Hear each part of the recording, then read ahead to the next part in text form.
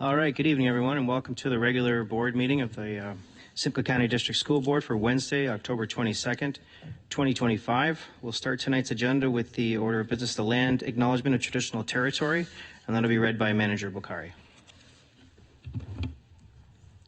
Simcoe County District School Board acknowledges that we are situated on the traditional land of the Anishinaabe people.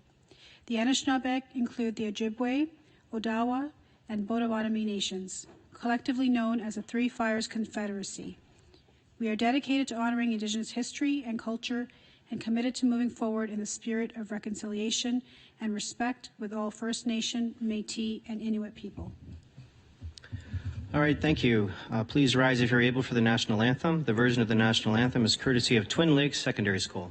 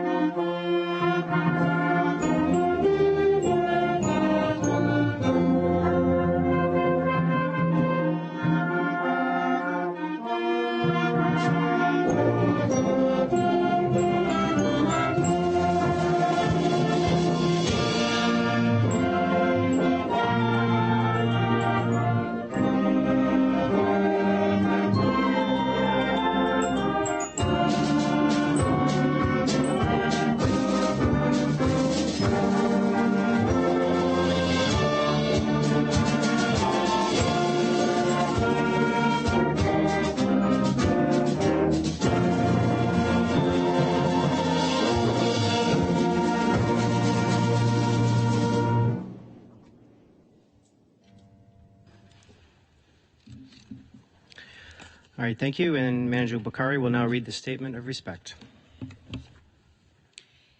The SCDSB is committed to creating a culture of belonging, engagement, and success for all through deliberate actions and an intentional focus in the area of diversity, equity, and inclusion. The SCDSB Board of Trustees will conduct meetings in an inclusive, respectful manner that upholds the principles of respect for human rights and allows all members, staff, and guests to participate fully, regardless of race, religion, ethnicity, age, ability, and gender. All right, thank you for that. And now we'll take the roll call. Executive Assistant Henry will take the roll call. Tonight, Trustee Wilson is absent. She advised me in advance due to medical reasons she is unable to attend tonight's regular meeting of the board. At this time, the board is required to move a motion to authorize or not authorize the absence. Is there a trustee who would like to move a motion to authorize the absence of Trustee Wilson for the October 22nd, 2025 regular board meeting? Trustee Foley, is there a seconder? Trustee Harrigan. So I will read the motion. That the board authorize the absence of Trustee Lisa Marie Wilson for the regular meeting of the board held October 22nd, 2025. Are there any questions or comments on this motion? All right, then I'll call the question. All those in favor? Anyone opposed? And that carries. Thank you. 5 is the approval of the agenda. Do we have a mover for the approval of the agenda? Trustee Grummett, seconded by Trustee Lloyd. All those in favor? That carries. Thank you. Are there any declarations of conflict of interest? All right, not seeing any. So that takes us to A7, approval of the consent agenda. There's 2 items on the consent agenda tonight. The minutes of the regular meeting of the board held September 24th, 2025, and the minutes of the business standing committee held October the 1st, 2025. Are there any items that trustees would wish to pull from the consent agenda? All right, then I need a mover to approve this consent agenda. Is there a mover for that? Trustee Rafiq, seconded by Trustee Foley. All those in favor? Anyone opposed? Thank you, and that carries. That takes us to A8, report from student trustees. And tonight we have a report from student trustee Carvalho. Thank you. Thank you. And through the chair to the table. Today we had our student senate meeting, which was well attended. We had about 20 students who participated in the discussion. Ms. Wiltshire from the SCSB Simcoe County District School Board Human Rights Office talked about the role of HERO and how she supports all students to create a safe environment where they can learn. Ms. Wiltshire works on and promotes equity and diversity, provides support and education on human rights issues. We also had a lively discussion about student fundraising by throwing pie on the principals and staff running around in inflatable costumes, along with the Smashing the Stigma to support mental health. Student trustees also shared their projects for this year. Student trustee Perry was inspired by last month's board meeting about supporting grade 8 to 9 transitions, and I will be working with student trustee Kim to address the food insecurity among students in high school. All right, thank you for that. Are there any questions or comments for student trustee Carvalho? Vice Chair Strawn? Thank you, and through you, Chair, to Trustee Carvalho and the other student trustees. I just want to thank you for setting your priorities and projects for this year and sharing them with the board. I think I can speak for the table when we would say that we all support the work that you're going to be doing in the next year, and anything that we can do to support you in those projects, please don't hesitate to ask us and seek our support for that. All right, thank you. Any other questions or comments? All right, thank you very much for that report, student trustee Carvalho. We'll move on to A9. There are no trustee tributes this evening. So that takes us to presentations and delegations. And there is a delegation this evening from Councillor Jonathan Scott, Town of Bradford, West Gwillimbury, regarding new schools for Bradford. So please join us at the table, sir, or the podium, sir. All right, so you're allowed up to 10 minutes for your presentation, and trustees will have up to 10 minutes for questions of clarification. So please let me know when you're ready to start. Director Stevens will start the timer, and will provide you with a hand signal when you have 2 minutes remaining for your presentation. Okay. Well, thank you, Chair, and good evening, trustees, superintendent, staff, and thank you for the opportunity to speak. My name is Jonathan Scott. I'm a councillor for Ward 2 in the town of Bradford, West Gwillimbury. I also had the privilege of serving as a student trustee on this board and as vice president of the Ontario Student Trustees Association. Now, I was doing the math, and I have to say I was a student trustee before you three were born, but not so long ago that Trustee Lloyd and Trustee Armstrong weren't on the board. In those roles, I served on the Minister's Education Partnership Table and the Rural Youth Advisory Committee. Those experiences taught me the value of strong, well-resourced schools in shaping student success. Today, I'm here to share with you a petition signed by more than 1,000 local residents in Bradford calling for urgent investment in Bradford schools, specifically the need for a new high school. The simple truth is that Bradford District High School is badly overcrowded. When I was a student trustee, we opened a new addition that was meant to tide us over for 5 to 8 years. And again, it was longer than 5 to 8 years ago. Dozens of portables already fill the grounds, with more on the way. Students on our town's youth council tell me the hallways and cafeterias are overcrowded to the point of being uncomfortable. And that kind of overcrowding hurts student outcomes, makes teaching harder, and diminishes the learning environment for everyone. Parents and educators are also deeply concerned. They want safe, modern schools that match the pace of growth in our community. Parents in the community have shared repeatedly these concerns to me and my colleagues directly and taken action by helping to sign this petition. Now, there is progress. A site, as you know, has been identified for the new high school, and Town Council has supported the board's efforts with a request for a ministerial zoning order, which I understand was recently posted to the Environmental Registry of Ontario.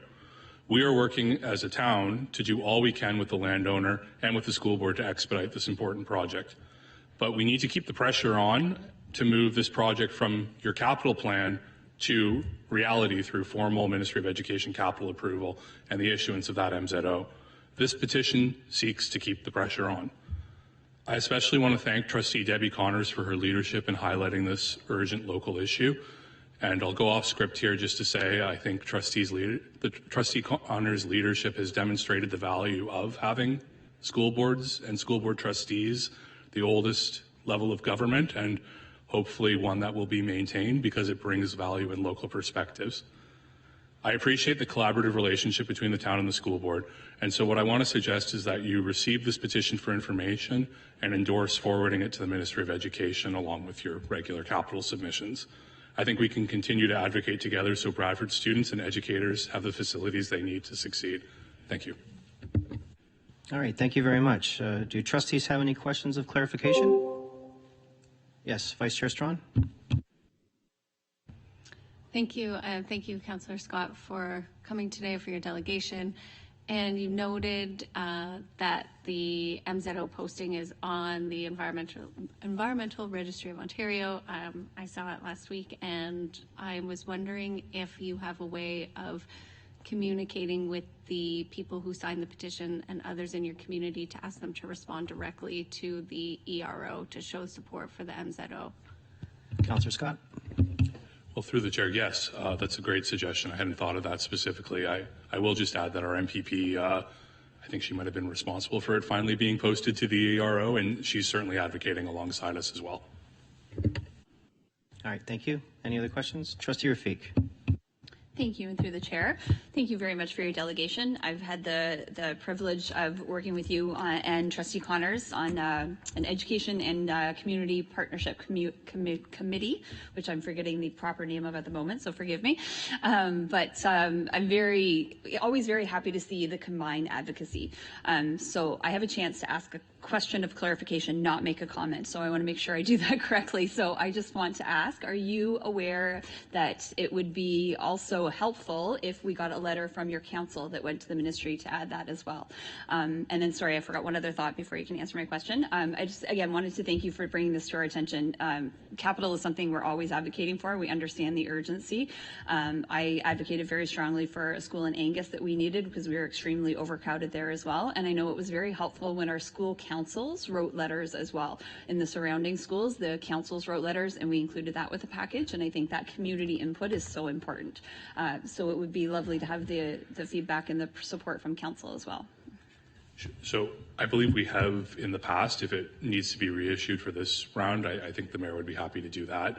Love the idea of including the school councils as well. Just as an aside, I remember doing that when Trustee Connor's predecessor, Trustee Halbert, her sister, and I would carpool up here to these board meetings.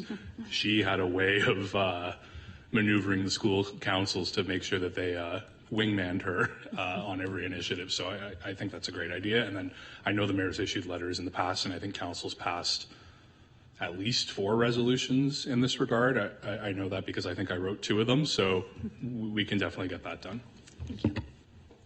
All right, thank you. Follow up? No, Okay. Trustee Lloyd? thank you and welcome back. Very nice to see you.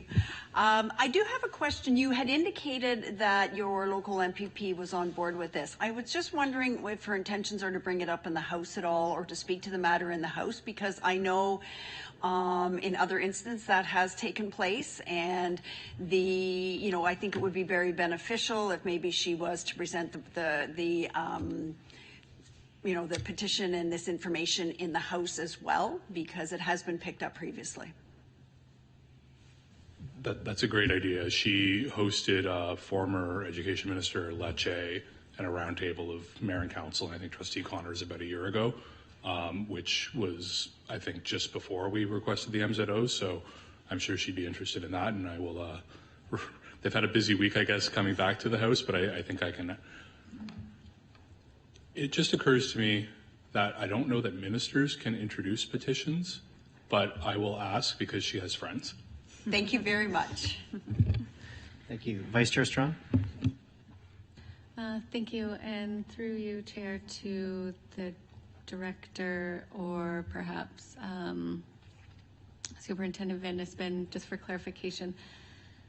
At this time, can you just clarify that we have supported the MZO request, and if you could outline if there's any other action required by this board following the delegation this evening? Superintendent Van Nispen? Thank you, and through the chair to Vice Chair Strawn.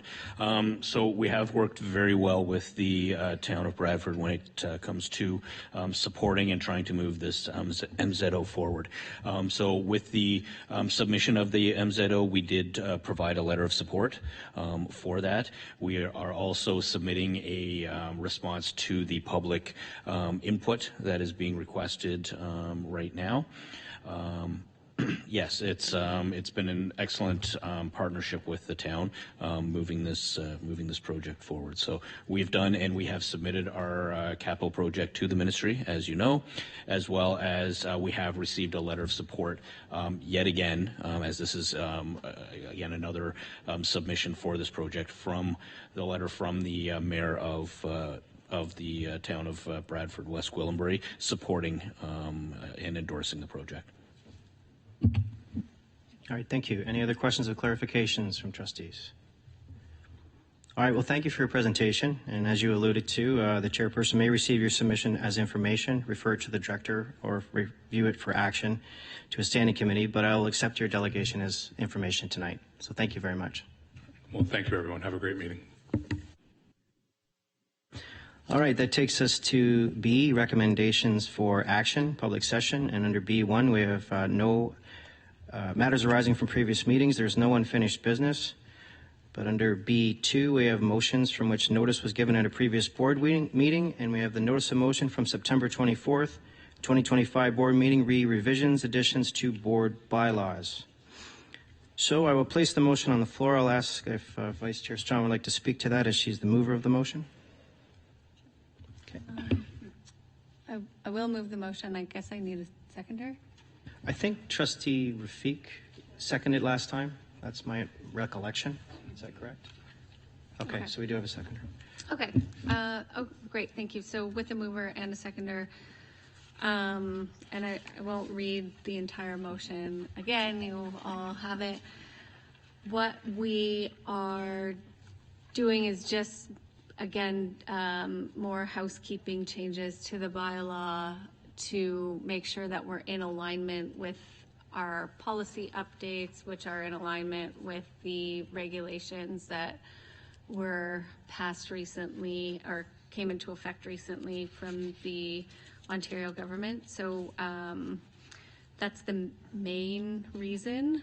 And a couple of other just small matters, cleaning up the order on the agenda, making sure that we have a place to put the board minutes if we pull them out of the consent agenda for discussion, just for procedure.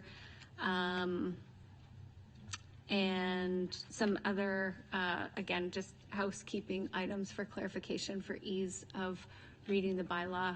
If anybody has any specific questions, I'm happy to answer those. Thank you. Are there any questions? Okay, so I'm not seeing any, so I guess I'll call the question. All those in favor? All right, anyone opposed? And that carries. Thank you very much. So we're at B2. We have no notice of time-sensitive motions from statutory committees.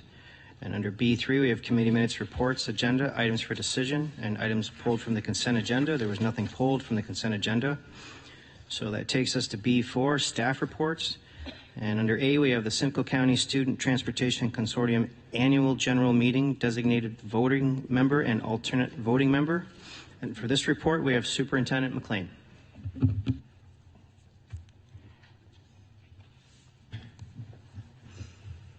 Good evening, everyone, and through the chair to the table. In accordance with the Transportation Consortium bylaws and in compliance with the Corporation Act, the Consortium will be having their fiscal 25-26 annual general meeting on Thursday, November 20th, 2025 from 9 till 12. The SCSTC has two member organizations, the Simcoe County District School Board and the Simcoe Muskoka Catholic District School Board. Each member of the organization is entitled to one vote at the SCSTC member meetings. An alternate voting member is also requested to be named to vote on behalf of the member organization if the designated voting member is unavailable. The individual selected is asked to be present at the November 20th, 2025 AGM to move and vote on motions as our member organization's representative. Attached as Appendix A, you will find in your handout the AGM voting member identification certification form. So with that, I'll turn it back over to Chair Powell. All right, thank you very much. So there are two fill-in-the-blank recommendations coming from this report.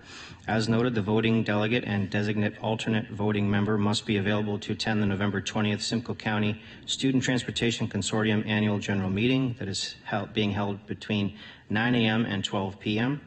A mover and a seconder are required. So at this time, I'll ask for nominations for the voting delegate for the Simcoe County Student Transportation Consortium Annual General Meeting. Any nominations? Trustee Lloyd. Thank you. I'd like to nominate Trustee Rafiq, please. All right, thank you. And is there a seconder for this? Trustee Talbot. Trustee Rafiq, do you accept the nomination? I do, thank you. All right, thank you. Are there any other nominations? Are there any other nominations? Are there any other nominations?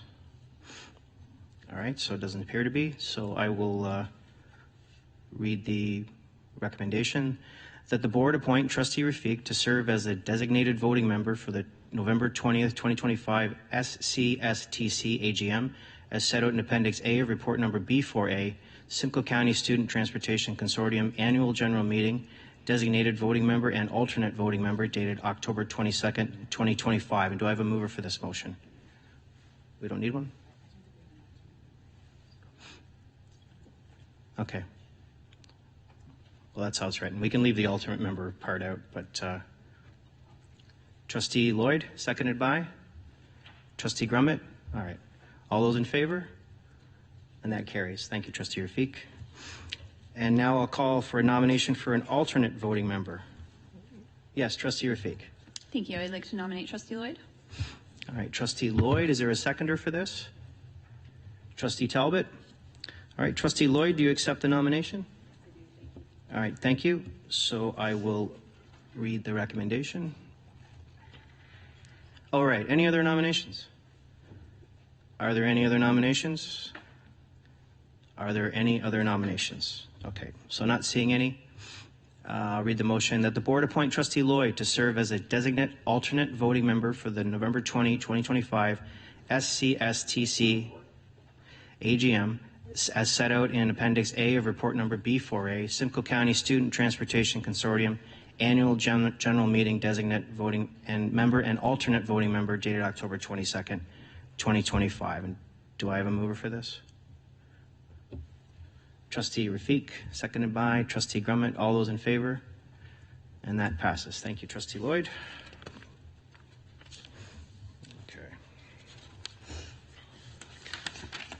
So that takes us to B, revisions to Policy 2140, electronic meetings.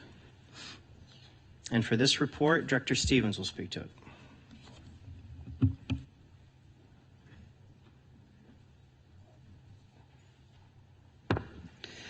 Thank you, and through the chair. In August, the revisions to 2140 were brought forward to meet the requirements of the regulatory changes on electronic meetings. At that time, the Bylaw Committee Chair Strawn talked about the needed changes to bylaws regarding trustee attendance, and the request was to take this policy back to the Bylaw Committee to meld both this notice of electronic attendance and trustee meeting attendance into one policy. The Bylaw Committee met in September, and the following revisions are coming forward as a result of that meeting. Language from the Ontario School Board Association, OPSPA templates, and good governance leading practices, re-electronic meeting and meeting attendance documents. We also reviewed other board policies and reviewed legal opinions from other boards. So proposed revisions include the obvious changing of the title, updating Section 2 policy to address current board meeting structure, updating the definitions to include a reference to governance, updating the committee and standing committee structures to align with the new board committee structures and to clarify board standing committees are no longer committees of the whole, updating the language under electronic means of attendance for trustees, removing the definition for statutory committees because they are not referenced anywhere in the policy, updating guidelines to remove sections that was language where it was redundant, moving information so that the language has been updated for clarification, updating sections 5.1.3, which speaks to the requests regarding health and medical circumstances in respecting an individual's rights to confidentiality and privacy.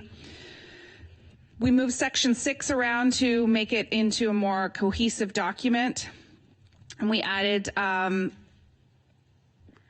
clarity by voting electronic means and updating the language for clarity. And then in section 8, we added trustees' absence due to personal, exceptional, or emergent circumstances with language to state that the board motions to authorize a trustee's absence due to personal, exceptional, and emergent circumstances will require a majority vote of the trustees present. And then, as I mentioned, there were other sections to move just to add to make things a little bit more clear as it ran through. So with that, I'm happy to take any questions, or I know Trustee Strawn, who is Chair of Bylaw, would also have some insight if there were some questions that I didn't have the answer to. So again, any questions on this policy? All right, thank you then, Director Stevens. Any questions from trustees? No? Okay, I'm not seeing any, so I'll read the motion then. That the board approve revisions to policy 2140, electronic meetings as set out in Appendix B of report number B4B, revisions to policy 2140, electronic meetings dated October 22nd, 2025. Do I have a mover for this? Vice Chair Strawn, seconded by Trustee Connors. All those in favor? Is there anyone opposed? And that carries. Thank you. Thank you, Director Stevens. That takes us to B5, Committee Minutes Reports, Items for Information, and the following reports have been provided for information. A is the report of the Director Performance Appraisal Committee meeting held October the 1st. Are there any questions or comments regarding this report? Thank you. B is the report of the Parent Involvement Committee meeting held September 23rd, 2025. Are there any questions or comments regarding this report? All right, thank you. C is the report of the Equity Advisory Committee meeting held September 16th, 2025. Any questions or comments on this?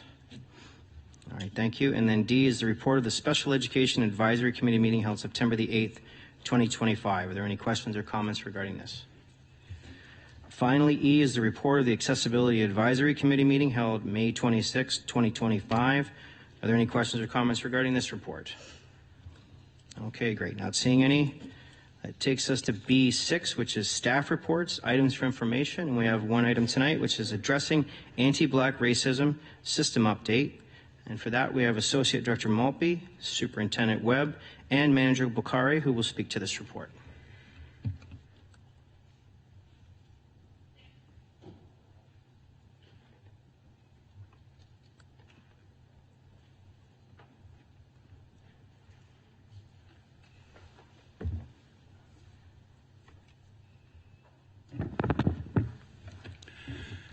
Good evening, and through the chair. So this evening, Superintendent Webb, Senior Manager Bukhari, and I bring forward a report called Addressing Anti-Black Racism as a System Update.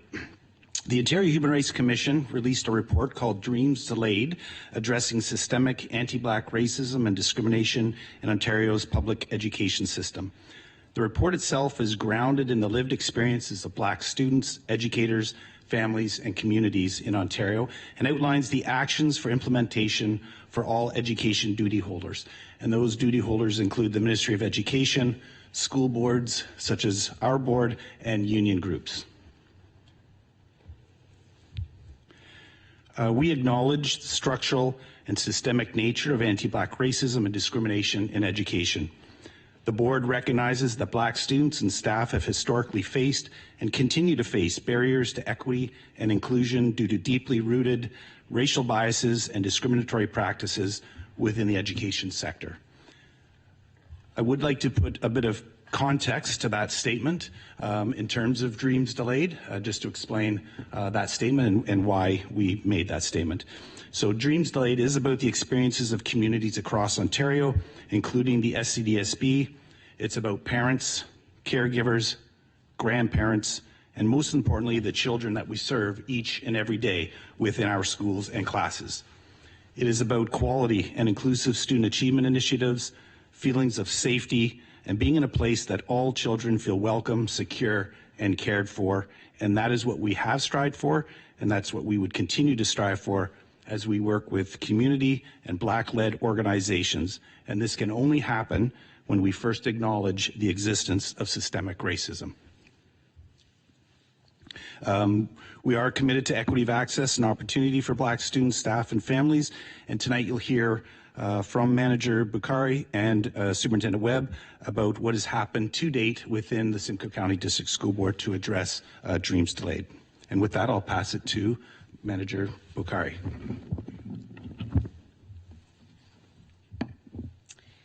The Human Rights and Equity Office is an arm's-length office with the mandate of supporting the SCDSB to ensure human rights and equity are upheld and to maintain a culture of human rights across the board. This is a safe and confidential office where students, staff, and families can come forward with questions or concerns. The HREO has been working proactively to address matters related to anti-Black racism. You may be familiar with the Prohibiting the Use of the N-Word Advisory, which provides clear guidelines and sets clear expectations for behavior in schools with respect to the use of the racial slur.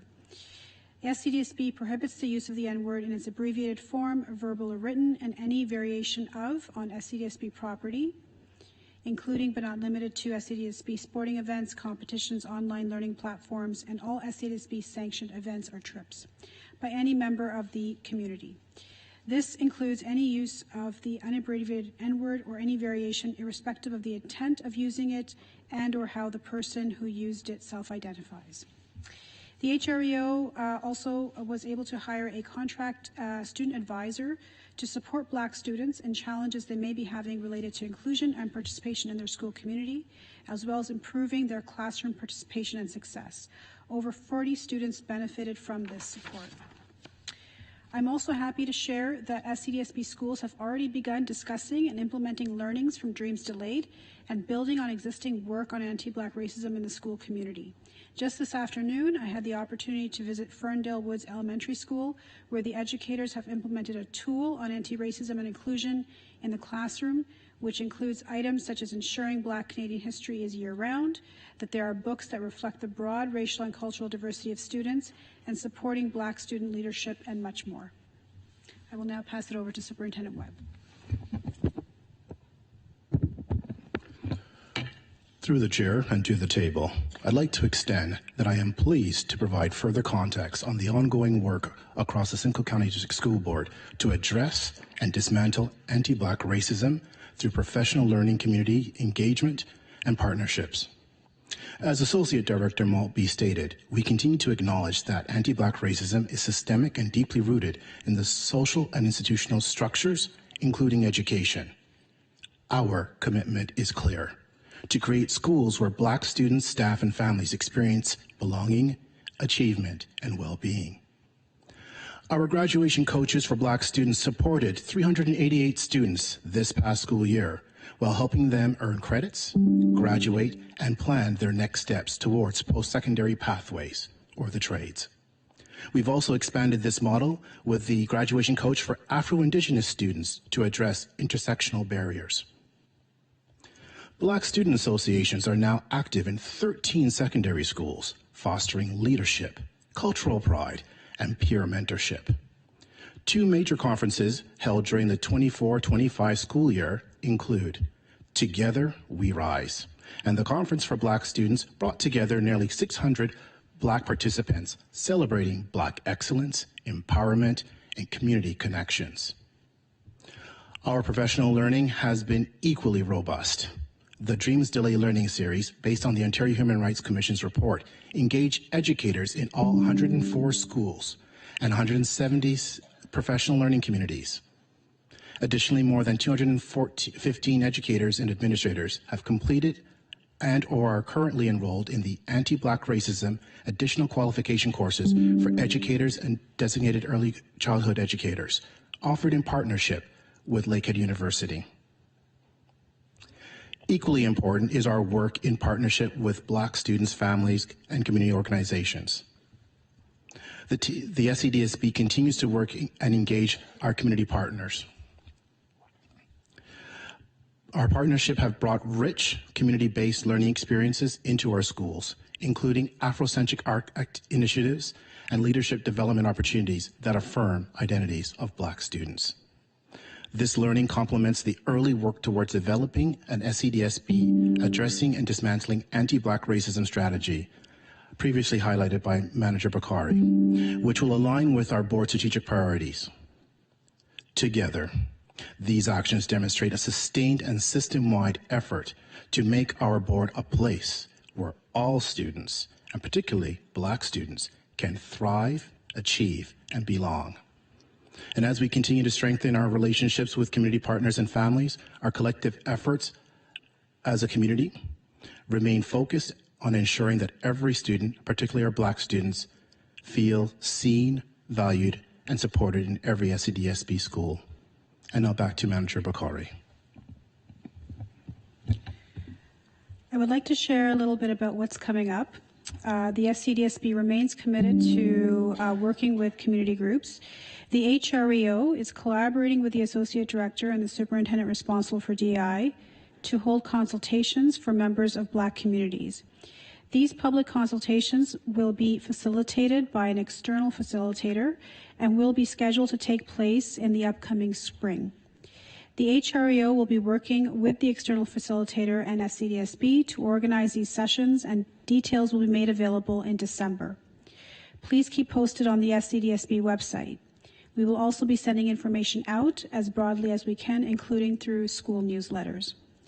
The consultations will be available in person at various school locations, as well as one that will be virtual. Parents and families who identify as Black are encouraged to attend to share their thoughts and input on the implementation of the recommendations from the Ontario Human Rights Commission's Dreams Delayed report. Community groups who work directly with members of Black communities will have their own separate session. There will also be opportunities for student voice from Black students and involvement of Black student associations, the ones that Superintendent Webb mentioned. We are looking forward to hearing from members of Black communities. Again, more details will be shared in December, and individuals are welcome to reach out to the HREO with any questions. Once again, the Human Rights and Equity Office is an arm's length office to SCDSB, meaning that the HREO works independently while reporting to the Director of Education, and we offer a safe and confidential space to share questions. Thank you. Thank you. With that, we'd be happy to take any questions. All right, well, thank you very much for that report, folks. Are there any questions or comments from trustees? Trustee Lloyd? Thank you, and through you to our presenters. Pleased to see the number of educators who are taking the Anti-Black Racism AQ course, and I just want to confirm that we will continue or to support that, and that will be an ongoing encouragement to do that, because that's a good number, but that's still a long way from addressing all the staff that we have at this board, right? So I'm just wondering if you can sort of provide an update on next steps in that. Associate Director Malpe. Sure. Through the chair to the table. Yes, Superintendent Webb and I have discussed that to the continuation of supporting staff through that by supporting with funds for them to take that AQ course, and it is growing each year. So it is, like you said, lots of educators have taken and accessed those funds to take it, but there's always room to grow with that. All right, thank you. Vice Chair Strawn.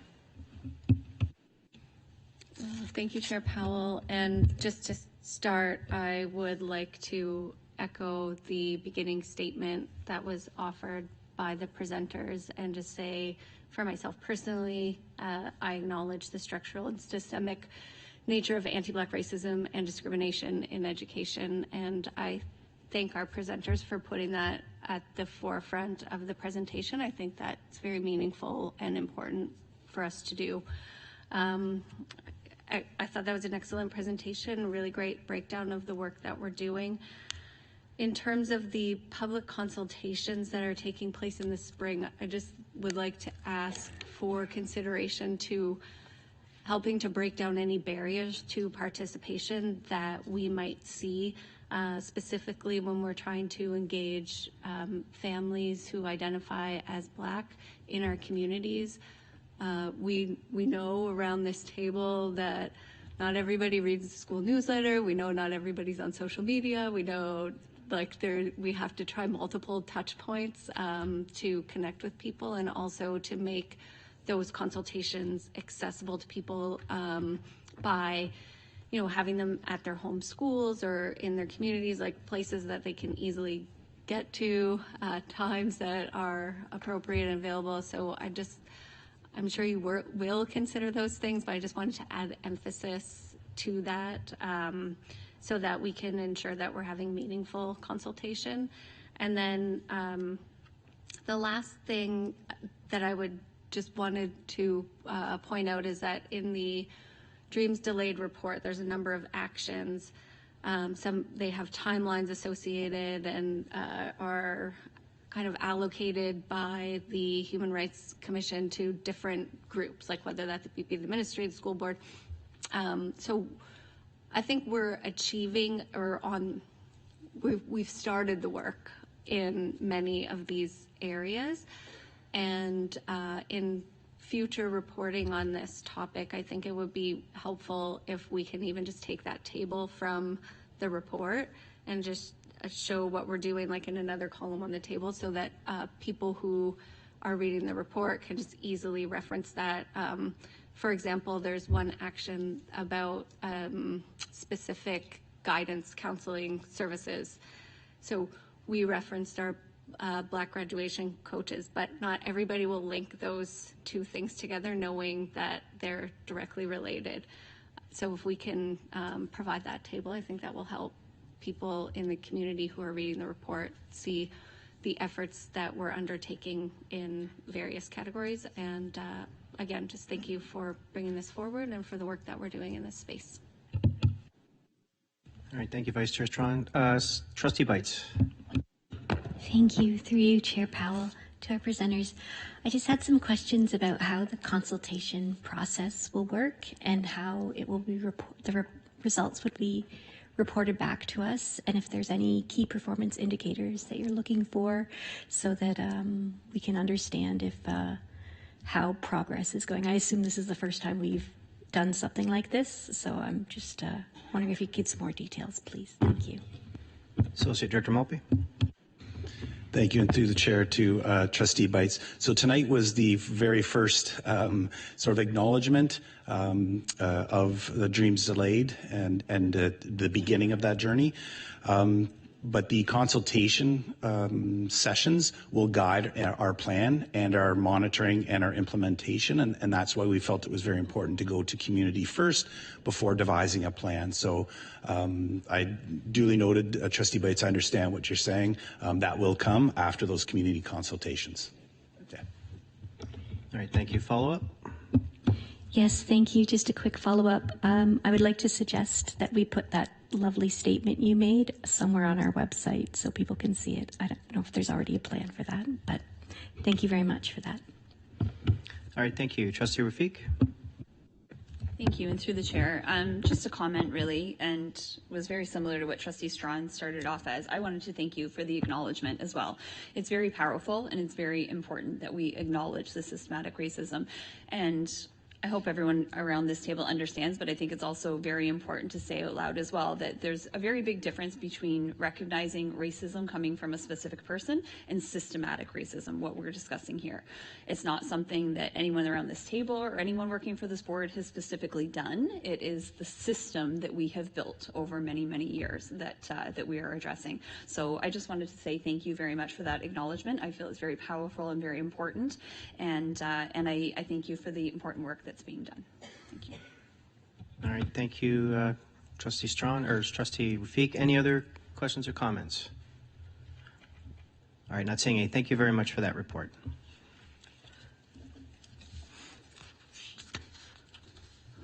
Okay, now that takes us to C, other matters, and C1 is report from liaison members. Do you have any reports from liaison members? Trustee Lloyd? Thank you, and through you to the table, I just want to remind everybody that the Central East Regional Meeting is being held on November the 1st in Lindsay, for those who wish to attend. All right, thank you very much. Now we're at C2, questions and comments from trustees. Any questions or comments from trustees? Trustee Foley? Thank you, Chair, and through you. Normally, we get a report delivered to the board in September on violence, and it hasn't arrived. And I'd like to know where it is, what's going on with it. If you could answer that, or direct the person to someone to answer that. All right, Superintendent Young, thank you. Good evening, and to the table. That report is in process, and it will be brought later in the school year. Follow up. Thank you.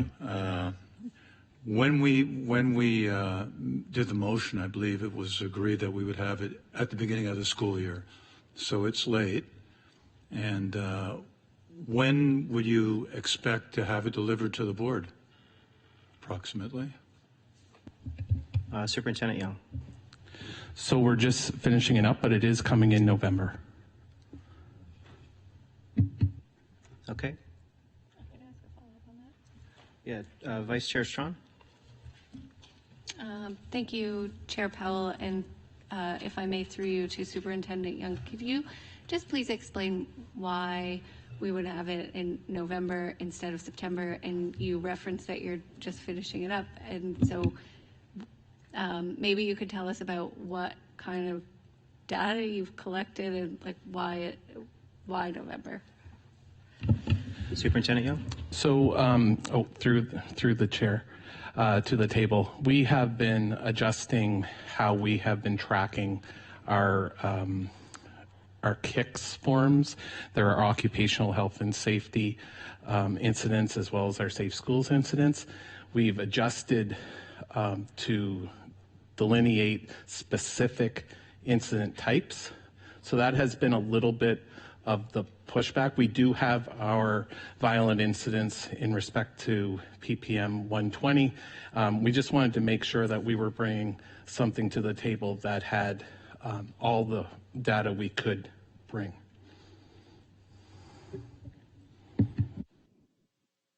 Sorry, Trustee Bites.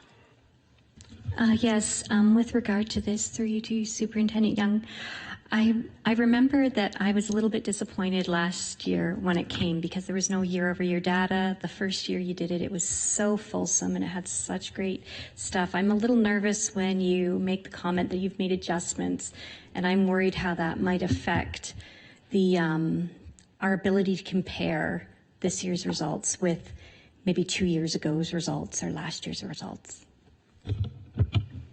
Superintendent Young. Through the table, through the chair to the table, most definitely for PPM 120, we will have data from the last 2 years as well as I mentioned last year. All right, thank you. Trustee Lloyd. Thank you. And through you to Director Stevens, there was an article got posted later this afternoon in the Aurelia Matters newspaper. The city of Aurelia had declared a household food insecurity emergency, and the county of Simcoe was at the council meeting in response to that, and they acknowledged that in Simcoe County 30.7% of all families are living with food insecurity, and in the Aurelia area it is higher than that. And Aurelia Councillor Tim Lauer made an inquiry to the representatives who were there from the county of Simcoe. He asked them if they had been working with the local schools on this issue. And I'm just very confused by the response that was provided because an individual representing the county stated that they have been working with the public and Catholic board to address food insecurity, and then encouraged us to apply to the Social Community Investment Fund. Now, it's my understanding as chair, we discussed this, and we did submit a request to them for funding under the Social Community Investment Fund, and were declined funding. So I'm wondering if this is an inaccurate statement or if there is something further transpiring, because I think it's somewhat misleading to state that they're working with us when we submitted a request to them and they turned us down. So maybe if Director Stevens can just clarify this, because I think it's very important that the information that was requested by Councillor Tim Lauer is accurate and reflective of what the current situation is, because I think it's important to know that by the public that we did go and ask the County of Simcoe and were turned down for funding and support for this to help our school nutrition programs. Director Stevens. Thank you. And through the chair to Trustee Lloyd, we did apply for the SCIF funding. Myself, Superintendent Newby, we had input and support from Manager Newton with data, as well as our communications department. So we worked very hard on that application, and we did not receive any funding. We were denied funding. So I also am unclear of what the question that was asked. Sometimes it doesn't read the way it was presented. I can certainly seek clarity from the county on that matter, because what we did get feedback for our application, and it didn't seem to us like there was a path forward with that fund. So I can seek clarity from the county on that, but I would say that we did apply and we did not receive any funding. Follow-up, Trustee Lloyd? Yes, thank you. I do think it would be very important that we follow up with the County of Simcoe, since this has been stated in a council meeting. And I think I would say that they're not working with us on this if we were turned down on the funding. And I think maybe that is something that needs further clarification. Or maybe it would be appropriate for the County of Simcoe to come and discuss this matter with us as a Board of Trustees, just to provide clarity on the issue. And if there is the opportunity for funding there, I think we need to know very clearly what they're looking for and how to move this forward as an opportunity to support our school nutrition programs. All right, thank you. Trustee Rafiq. Thank you very much, and through the chair. Thank you very much, Trustee Lloyd, for bringing that up. That's an issue I talk a lot about at this table. I was involved in that application process and have everything happening, and I was very excited about it, and I was very disappointed when we were turned down. One thing I'm unclear on, is it a yearly application? You can apply every year? Okay. So we were turned down last year. Are we applying again? I mean, I understand that the feedback came. It's a very involved process. It didn't seem like there was a path forward, but are we applying again? I feel like that's something we should be doing. Director Stevens. Thank you, and through the chair to Trustee Rafiq, I'm just trying to catch Senior Manager Kakowicz's, I believe it is a spring application, correct? Yes. So it would be something, if we received information from the county that encouraged us to reapply, we would definitely reapply. We hadn't planned up until this point in reapplying, simply because we did not see that as a path forward from the feedback we received, but it could be absolutely something we would do again. We also did it in partnership with we had letters of support from the other school boards as well. So we would include the other school boards as well in that application process. All right, thank you. Trustee Bites. Yes, thank you. Through you to, I guess, Director Stevens, you've mentioned a couple times about the feedback being discouraging, and I was wondering if there's anything about that you are able to share at this table. Director Stevens. I think it was discouraging because we went into a lot of work to do the application and got no funding from it. When we inquired about what they were looking for, it didn't seem that what we were asking met the criteria of the fund. The fund seemed to be more for nonprofit organizations that were supporting community-based support. So we weren't feeling like what we had put forward was meeting the criteria of the fund. So that's where we were told to go down that path. We went down that path, and then it seemed like the fund didn't really fit what we were looking for in their response back to us. But again, we will pursue it absolutely as a path forward. Follow-up, Trustee Bites. Yeah, just a quick follow-up. Thank you, through you to Director Stevens. Thank you for providing that clarification. That is very confusing, because we certainly are not for-profit organization, and we certainly do. In my opinion, I feel like that is kind of our definition. Anyway, but thank you for that. All right, Trustee Foley. Thank you, and through you, Chair, to Superintendent Young once again. Further to the concerns of the violence report, I'm also wondering whether or not we'll be including this time what we also asked for last time, which was a breakdown by school identifying the number of incidents per school. Will that be coming out this time? Superintendent Young. That would not be coming forward. That is identifiable. I find that hard to believe that would be identifiable. If I were to say there were 168 incidents at CCI, I'm pretty sure it would be pretty difficult for people to be figuring if it was Joe, Bob, or Harry. So I'll be bringing a notice of motion forward tonight asking for that we do that. Thank you. All right, well, we'll do that when we get to the notice of motion part. All right, thank you. Trustee Rafiq, I believe, yes. Thank you, and through the chair. Not to belabor the point, but Trustee Bites and Director Stevens just encouraged me to say out loud. So I believe the process that happened with the application to the county for the funding was we wrote a letter as a Board of Trustees to the county asking for support for funding for student nutrition. I believe then talks happened, meetings were held, and we were encouraged to specifically apply for this fund. So to then be told basically that it doesn't qualify is very discouraging, because our original letter to them some time ago was asking for help and asking to collaborate. These are all of our families that we're working with, the county and the school board. It's all of our families that we are trying to support, and we would greatly like to work together. So if this particular fund doesn't apply, is not going to help, then I would ask again to the county, what are ways that we can work together? What are ways that they might be able to help financially support our hungry families? So if maybe we need another letter to them, maybe I'll leave it for now, but see what happens with this, and we can follow up and maybe get some further clarification there. But if not, maybe we need to address the county again and let them know that we still have hungry families to feed, and that we would still really like to collaborate with them on that. All right, thank you very much. Trustee Armstrong. I just had two separate clarifications or questions in regards to the funding from the county. I just want to clarify, in their applications, do they mention it has to be a non-governmental agency or non-governmental organization? Maybe that's the only. It's not so much nonprofit. I don't know. The fact that we're a government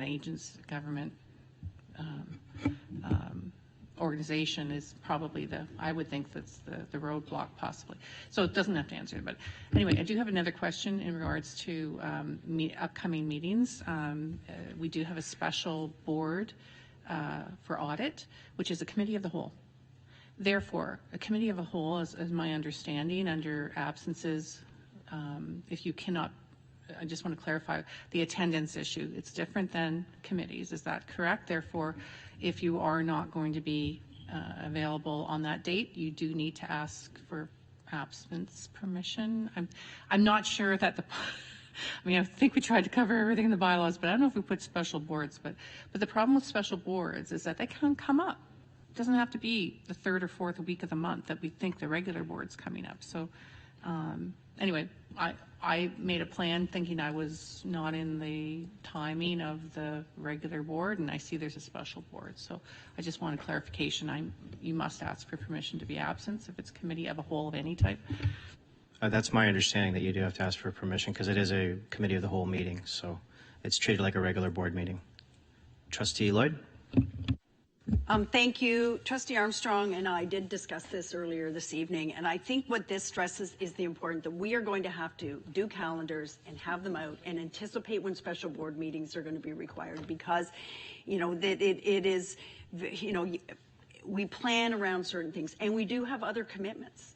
And so I think it's incredibly important that the calendars are out way in advance. We anticipate when we'll need an audit special board meeting moving forward. I know this is new for all of us, right? This is new legislation and new territory for all of us, but I think it really stresses the importance of getting calendars out and set way in advance, so people do have the opportunity to go on and anticipate when they might have to be here for these meetings. All right, thank you. Vice Chair Strawn? Thank you, Chair Powell. And so the organizational board meeting is a committee of the whole meeting as well, which is a special board meeting, which is on a specific date, which is set out in legislation.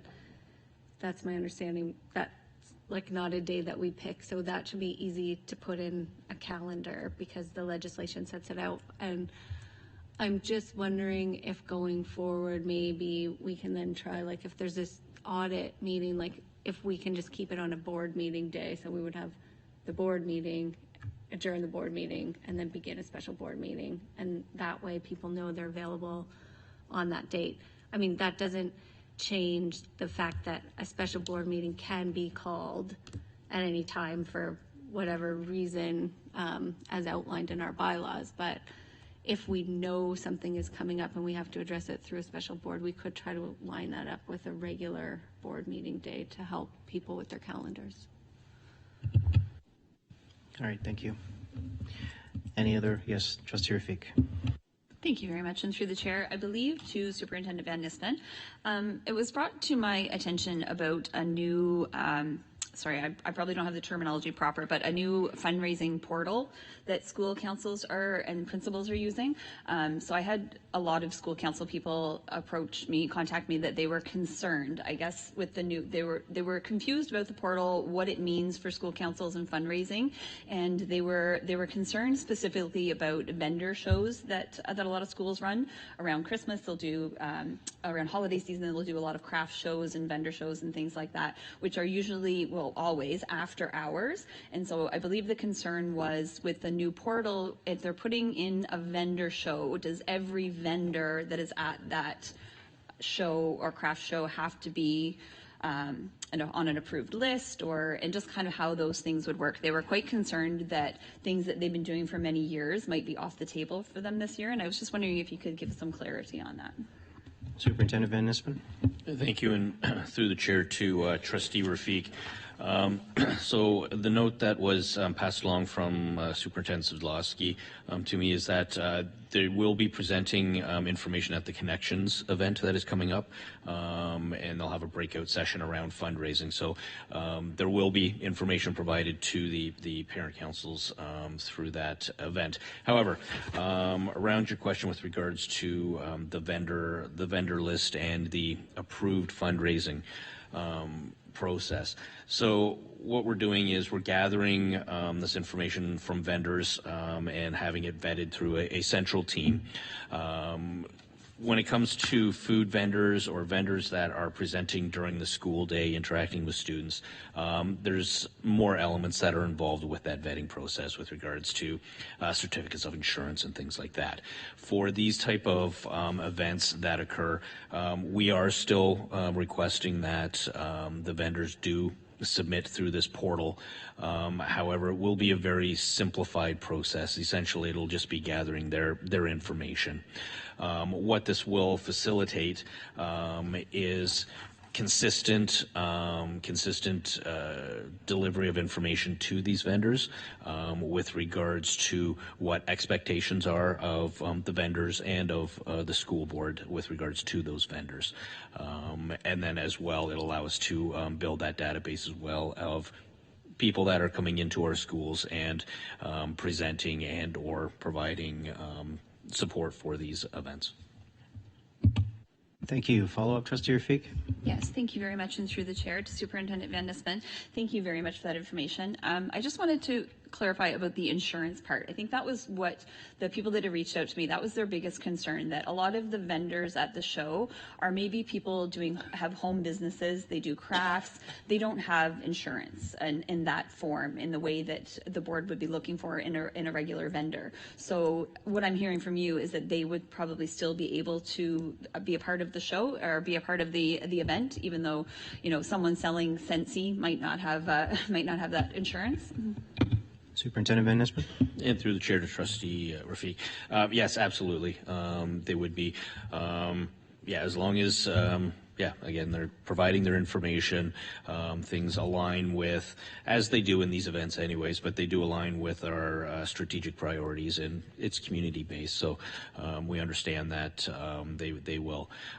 But again, it's just a mechanism for us to gather that information and make sure that we're getting consistent communication out to these individuals that are coming to our events. Thank you. Director Stevens? Thank you. And just to follow up, thank you, Superintendent Van Nispen. Myself and Senior Manager Kekowicz also became aware of some questions about the process. And so it's really important, if you get community members reaching out, to direct them to principals. So we have told principals all holiday fairs and craft fairs, and they will happen. We will work together to make sure that it can happen. We do not want to see these long-standing traditions be impeded by a process that is, just trying to centralize things. So we've calmed a few that have come our way, and we're on the right path to ensuring that these really outstanding, long traditional community events can continue. All right, thank you. Trustee Rafik, sure. Thank you very much. Last follow-up through the chair. Thank you very much to both of you. I really appreciate that. People were very concerned, and I was a school council chair for a very long time. I was very protective of my traditional events as well, so I can very much understand that. And sometimes it does feel at that level that the board is just putting rules on you to make you not able to do things anymore. So I really appreciate the clarification and understanding of why we're making these changes, and that it's not necessarily a change that is going to affect them. And I understand that it is new learning for principals as well, so I do think there was some misinformation and misunderstanding from principals being filtered down to school councils as well. So again, I really appreciate that clarification, and I think having it presented at Connections is perfect. We'll get all of our school councils there, and they'll be able to spread that information. So thank you very much. All right, thank you. Any other questions or comments? Trustee Connors. For you, Chair, to the table, I just wanted to thank Councillor Scott for taking the time for bringing the petition to support another secondary school in Bradford, giving us the students and parents perspective and concerns on the overcrowding at BDHS right now. A second secondary school was a top priority for years until the new ministry mandates that we had to own the land prior to submitting, and I'm happy to see that we've worked very hard with the board and the town to get us back on that list, and hopefully are successful. All right, thank you. Any other questions or comments? Go ahead. Yep. Trustee Connors. Sorry, I forgot. I just wanted to remind everybody that on Tuesday, the 28th, the PIT Connections event is on at Barrie North from 5 to 8. You don't have to be there for the whole time, 5 to 8. Just come out, come all, see the new vendors, go to these breakout rooms, find out what's going on. I know there's a lot of times and concerns that people will say, oh, I can't be there for 3 hours. So just come out if you can and see what's happening, get some information and clarification, and meet everybody who's out there that's willing to help and spread out the word of how council is very important for our school communities. All right, thank you very much. Any other questions or comments? All right, well, I have a oh, sorry, go ahead, Trustee Foley. I think we had touched on this a while back, but I'm just wondering, has there been any discussion, or maybe we should have some discussion on Bill 33 and decide what we as a board would like to do in a response to the minister's ideas or plans or whatever he's crafting down at Queen's Park. I think some of those things are of great concern to us, and I think we should probably take a look as a board at what we want to and how we want to respond with respect to that. I think it impacts all of us and our communities and all of our schools. I'd like to open this up for discussion. Okay. Does anybody have any comments? It sounds like a motion is what you're asking for. Let's have a discussion first. Okay. Does anybody have any comments on this? Trustee Rafik. Thank you very much. I kind of thought that this might come up under correspondence, as we do have some correspondence touching on this as well. I have a lot of thoughts. So I did jot some things down, so I will, I'll start the discussion off, and I do have a few things that I would like to share, so thank you, Trustee Foley. So one thing that the minister has suggested, and we know that some school boards have been taken over by a supervisor, so one person. So having one unelected person representing a school board, I think, is a very scary thing and a very slippery slope to dangerous things happening. I think we all understand that one person, one opinion, one lived experience, and the human factor making decisions for an entire school board is not an equitable situation. The equity is not going to spread down to our students and staff. Another part of Bill 33 that really scares me is the mention of school resource officers in schools. And again, it's the way that the wording is done. I don't believe that anything should be forced on school boards. I believe local voice is extremely important. I think that every area is very different. Superintendent Young, I know, did years of work modernizing our relationship with our police partners, and I believe that the school resource officer model is outdated. Many boards made changes within recent years as it was made very clear to us that not all students and staff were experiencing police in schools the same way. For many, many people, police presence causes stress as opposed to feeling safe. And it is extremely important that our spaces are safe and inclusive for all students. These were very important discussions that were had all around the province. I firmly believe that the SCDSB is now in a good place with relationships with our police partners. I do have a lot more things to say on Bill 33, but I would like to ask Superintendent Young, can you tell us how you believe this bill would change things within the SCDSB? Are there going to be things that we are mandated to do that we're not doing now, or do you believe that we already would be in compliance? Can you just give us your feedback on that? Superintendent Young. Through the chair to Trustee Rafiq, in general, we continue to have an excellent relationship with our police partners, the Ontario Provincial Police, so Simcoe and Barrie Police. Just recently in the spring at our biannual police and school board meeting, it was a shared understanding that our partnership was going extremely well and there was no need to adjust. With Bill 33 has not changed this relationship. We continue to allow police in our schools for a range of things.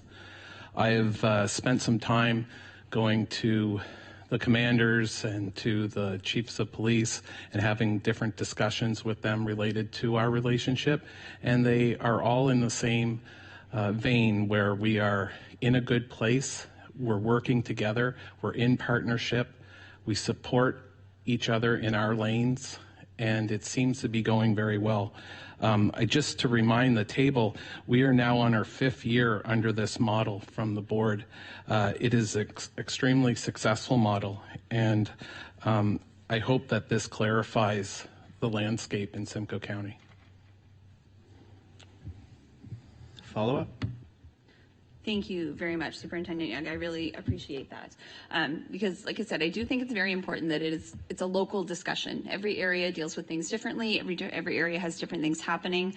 And like I said, I greatly appreciate the work that our board and Superintendent Young have done to modernize our relationship. And that important work has been done. Sorry, I'm losing my train of thought of what I was trying to say.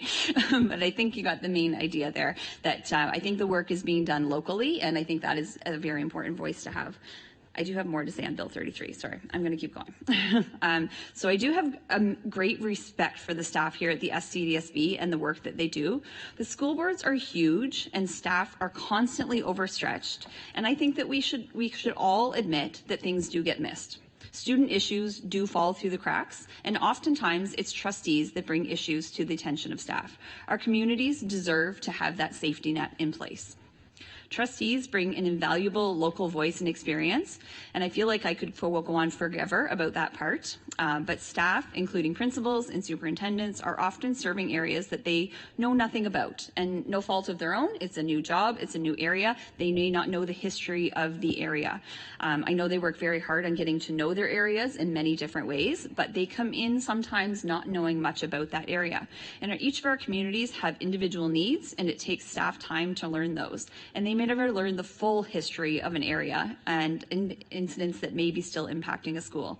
I think trustees are important in filling this gap and bringing local voice and utilizing local relationships that many of us have been fostering for decades.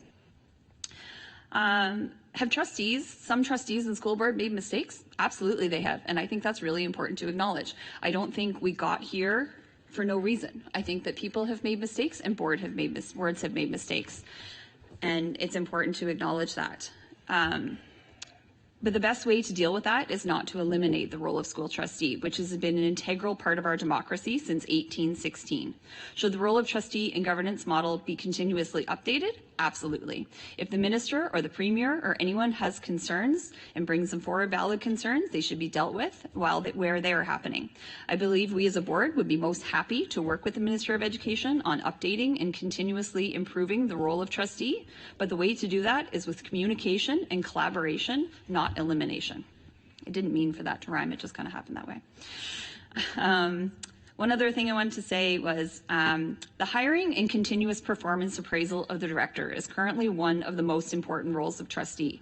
And as I shared earlier, I have serious concerns when one person would be tasked with such an important job. We've seen other school boards taken over by an individual supervisor. Within the SCDSB, the role of the director is something that affects almost 58,000 students and their families, 7,000 staff members, and so many more. I feel like as a society, we have all come to a point where we should all understand that if one person makes these decisions, bias will undoubtedly come into play. A variety of voices need to be heard in these large-scale decisions. I have a lot more to say, but I will stop there. Thank you. Okay, does anybody have anything else to say on the issue? Trustee Talbot? Yes, thank you, Chair. It's an interesting development. A little story. In August, I went to see an accountant. Anyways, the accountant indicated to me that my activity here I'm old. So with RIS, I'm forced to cash them in. And to make a long story short, I've discovered that I'm working for nothing because I get all taxed. Everything I've done, I get taxed completely. So it's fine. It's not. I'm still here. It's not a reality. But I get so resentful of. First of all, let me say, in the 3 years that I've been here, that I've been extremely impressed about the capabilities, the dedication of all the people in the Simcoe County Board of Education. I think it's second to none, nothing more so than anything that I've been exposed to and seen. Everybody's extremely dedicated, and I think very responsible fiscally, doing a wonderful job. So I'm so resentful when we have this Trumpanzee mentality of an attack on a democracy, which of course the trustees are the quintessential essence of democracy, and by removing them, they're just trying to eliminate democratic processes, as far as I'm concerned. So I'm extremely alienated and angered at that, to the extent that I can quit or do whatever there is, because trustees are up here. Party hacks who are government officials, ministers, are down here. They spent their whole lives just trying to get where they are, weaseling around. In fact, let's bring Lecce up again, the architect of this mess. Lecce's taken money. I can't get over that. Been found guilty by the tribunal that he's been taking money, the Integrity Tribunal.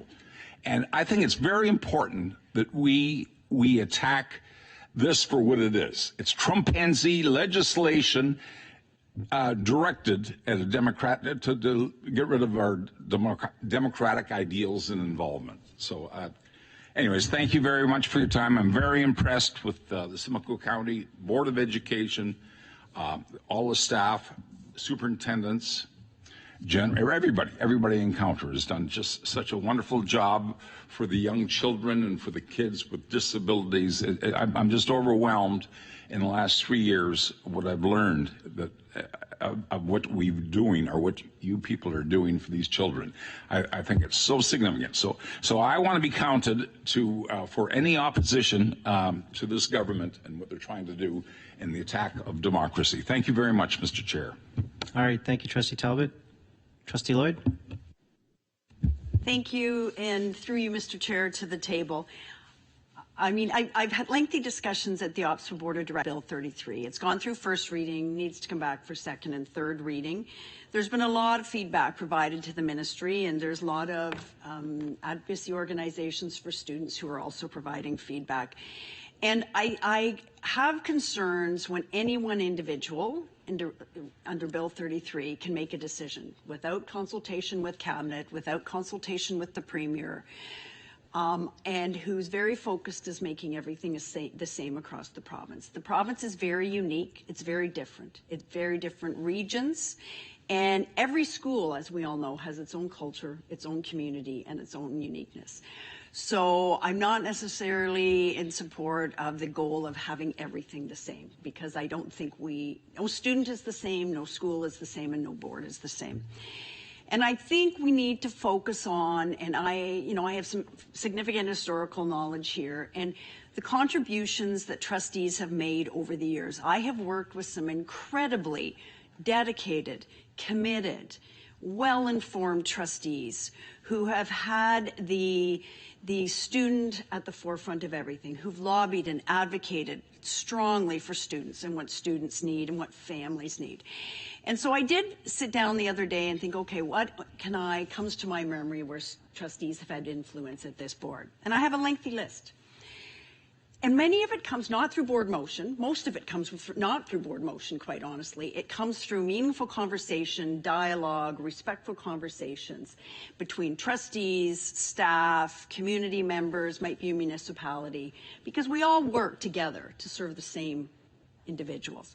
So at this board, some of the things that we have done, we've had influence and that changes have been made is guidance program enhancements. Trustees were concerned about guidance and thought we could better serve students, and there was opportunities there that we were not realizing. So we did work, staff did work on guidance to increase the skill set of our guidance counselors, to increase their training, to ensure we better served our students. Transition programs from grade 8 to grade 9 and from grade 12 into the community for some of our students. Though we identified through some of the early SAL processes that there were opportunities there, that we felt there were things that could be done better. That feedback was provided to staff through trustees. We had some of our special education in the 19 years I've been here, we have made leaps and bounds in special education. Most of that coming from feedback from parents, advocacy organizations, our SEAC committee, and trustees. SALs. Our SALs have come a long way in 19 years. And we have done so much through that program to support students. And a lot of it came from feedback from trustees, because we were doing the SALs. We sat in on the SALs. We saw themes. We saw concerns. We saw opportunities for improvement. French immersion program in this board came around as a result of trustees. Advanced placement courses came around as a result of trustees. The trades programs that we've implemented in elementary school, that was supported by trustees because we wanted to expose students to the trades earlier than high school. You know, we know what the opportunities there are. Outdoor education, we've talked about outdoor education at this board table for more than 10 years before it was ever realized. So I think we need to focus on the role that trustees have made and have had. Yes, and I also acknowledge there's been mistakes across the province. I don't believe all those mistakes rest at the foot of trustees either. We have a system that has been chronically underfunded for a long, long time.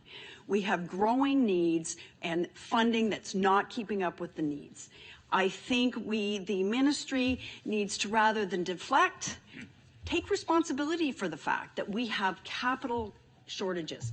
We have funding shortages. We have items such as unemployment insurance that's not funded fully from the ministry. We have challenges, not necessarily because of trustees. Trustees have tried to work within these challenges to build solutions, to look at opportunities, right?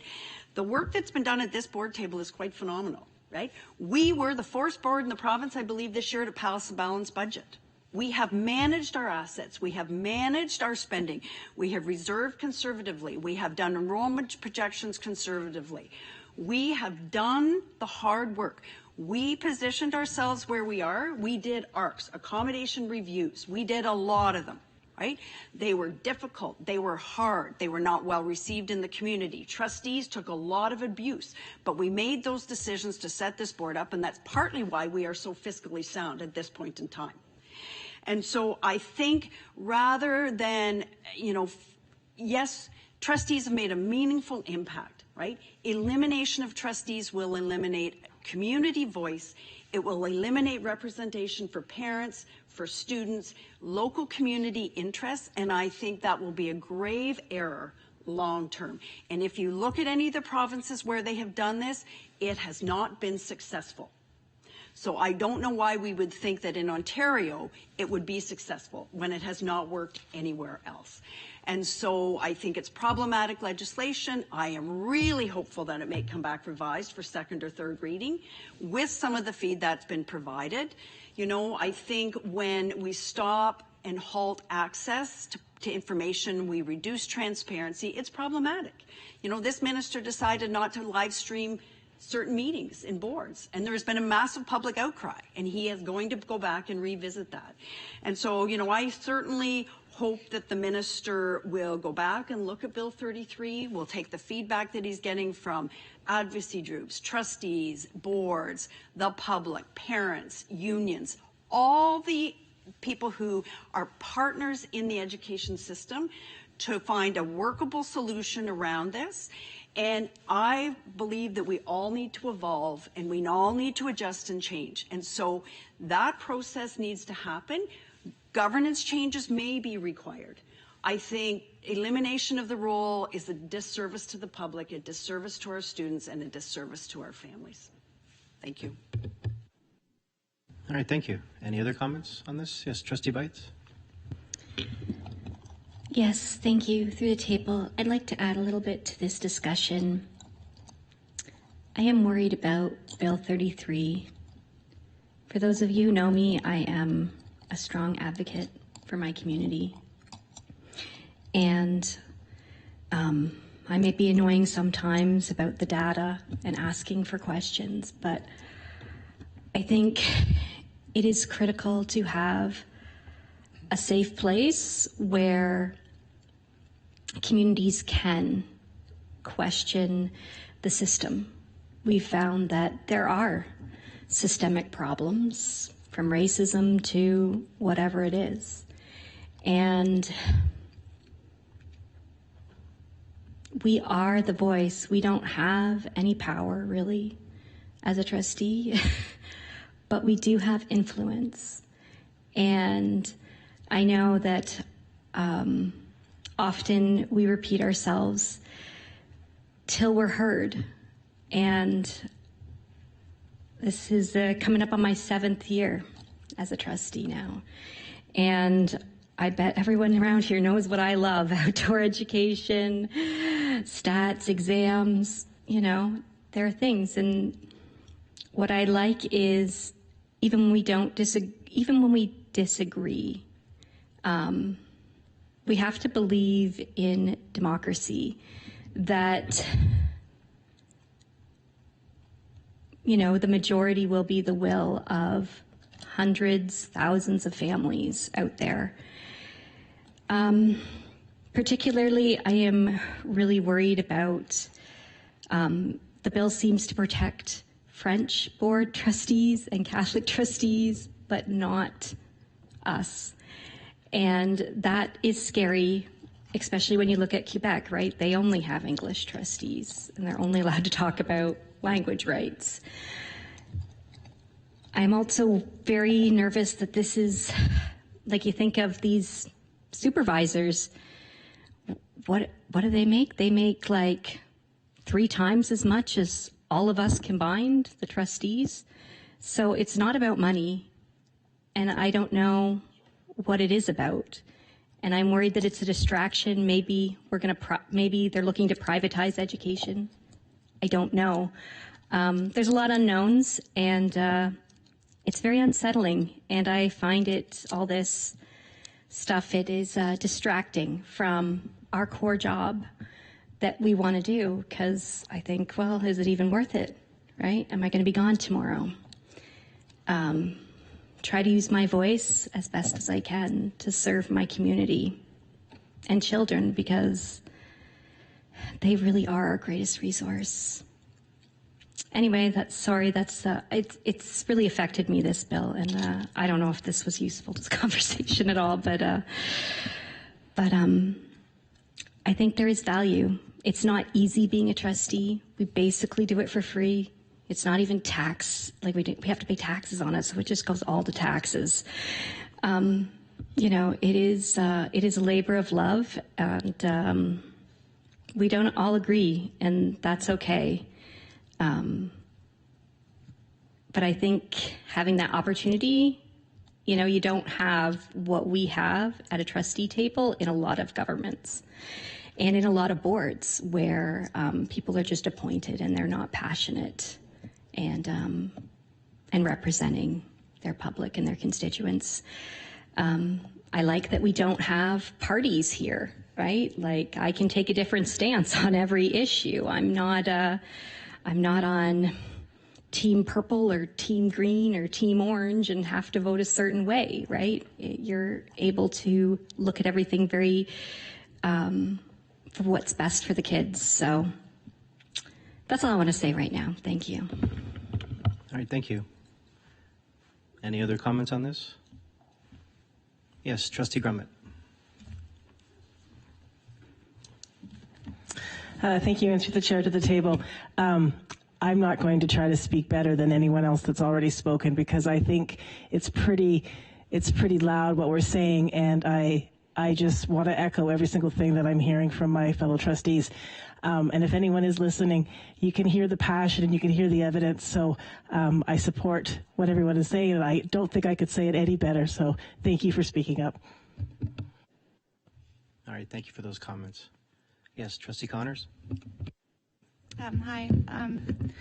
Sorry, I just wanted to say that the one thing that stuck in my head when some of these articles that came out was the Minister of Education said all we do is pass off phone calls and emails to board staff, but we don't.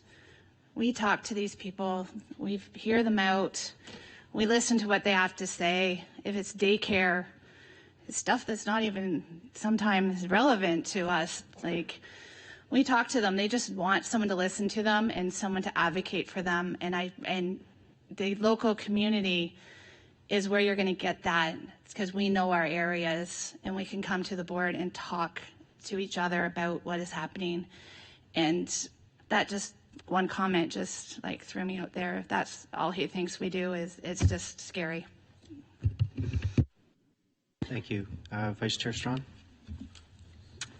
Thank you. And I've enjoyed listening to everybody's comments around the table. I guess one thing that strikes me with Bill 33, like as I keep looking at it, is that the majority of the things in Bill 33 that relate to school boards are already covered under the Education Act. Like the things that they're putting out there to say, oh, we're going to do this, we're going to do that.